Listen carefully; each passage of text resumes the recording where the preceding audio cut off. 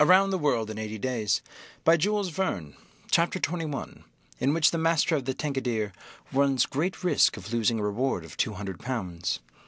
This voyage of 800 miles was a perilous venture on a craft of 20 tons, and at that season of the year the Chinese seas are usually boisterous, subject to terrible gales of wind, especially during the equinoxes, and it was now early November.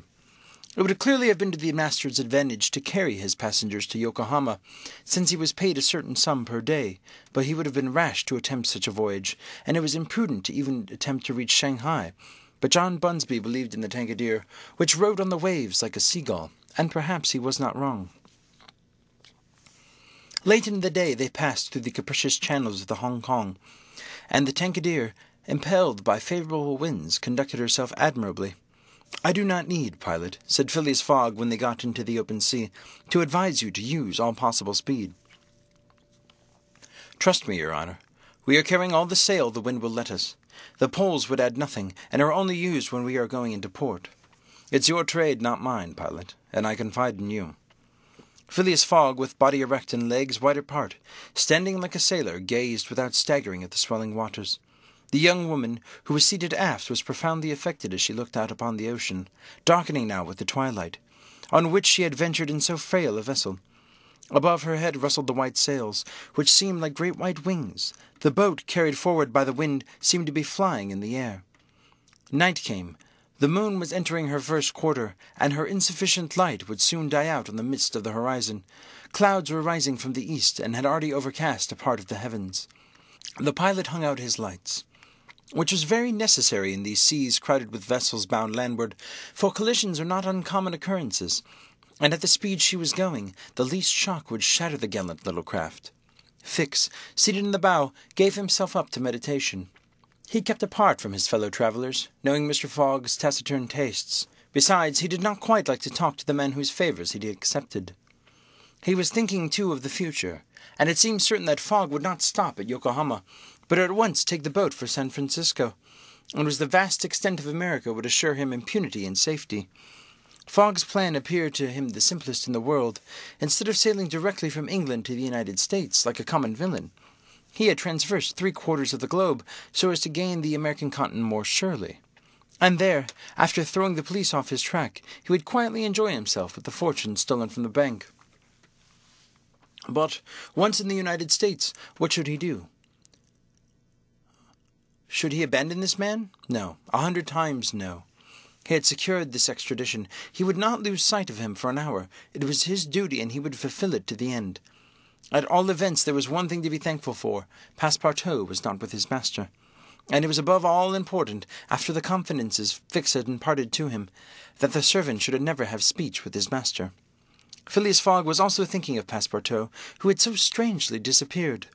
Looking at the matter from every point of view, it did not seem to him impossible that, by some mistake, the man might have embarked on the Carnatic at the last moment, and it was also Aouda's opinion, who regretted very much the loss of the worthy fellow to whom she owed so much. They might find him at Yokohama, for, if the Carnatic was carrying him thither, it would be easy to ascertain if he had been on board. A brisk breeze arose around 10 o'clock, but though it might have been prudent to take it a reef, the pilot, after carefully examining the heavens, let the craft remain rigged as before. The Tankadere bore sail admirably as she drew a great deal of water, and everything was prepared for high speed in case of a gale. Mr. Fogg and Aouda descended into the cabin at midnight, having already been preceded by Fix, who lay down on one of the cots. The pilot and crew remained on deck all night. At sunrise the next day, which was 8th November, the boat had made more than 100 miles. The log indicated a mean speed between 7 and 9 miles. The Tankadere still carried all sail and was accomplishing her greatest capacity of speed. If the wind held as it was, the chances would be in her favour. During the day she kept along the coast, where the currents were favourable. The coast, irregular in profile, and visible sometimes across the clearings, was at most 5 miles distant. The sea was less boisterous, since the wind came off land, a fortunate circumstance for the boat, which would suffer, owing to its small tonnage, by heavy surge on the sea. The breeze subsided a little towards noon, and set in from the southwest. The pilot put up his poles, but took them down again within 2 hours as the wind freshened up anew. Mr. Fogg and Aouda, happily unaffected by the roughness of sea, ate with a good appetite. Fix being invited to share their repast, which he accepted with a secret chagrin. To travel at the man's expense and live upon his provisions was not palatable to him. Still he was obliged to eat, and so he ate. When the meal was over, he took Mr. Fogg apart, and said "Sir" this, and "Sir" scorched his lips, and he had to control himself to avoid collaring his gentleman. "Sir, you have been very kind to give me passage on this boat, but though my means will not admit of my expending them as freely as you, I must ask to pay for my share." "Let us not speak of that, sir," replied Mr. Fogg. "But if I insist—" "No, sir," repeated Mr. Fogg, in a tone which did not admit of a reply. "This enters into my general expenses." Fix, as he bowed, had a stifled feeling, and, going forward where he ensconced himself, did not open his mouth for the rest of the day. Meanwhile they were progressing famously, and John Bunsby was in high hope. He several times assured Mr. Fogg that they would reach Shanghai in time, to which the gentleman responded that he counted upon it. The crew set to work in good earnest, inspired by the reward to be gained. There was not a sheet which was not tightened, not a sail which was not vigorously hoisted, not a lurch could be charged to the man at the helm. They worked as desperately as if they were contesting in a royal yacht regatta.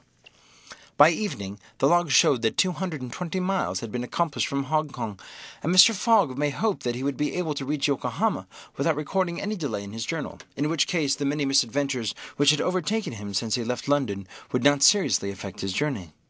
The Tankadere entered the straits of Fo Kien, which separate the island of Formosa from the Chinese coast. In the small hours of the night, and crossed by the Tropic of Cancer, the sea was very rough in the straits, full of eddies formed by the counter-currents, and on the chopping waves broke her course, whilst it became very difficult to stand on the deck. At daybreak, the wind began to blow hard again, and the heavens seemed to predict a gale. The barometer announced a speedy change. The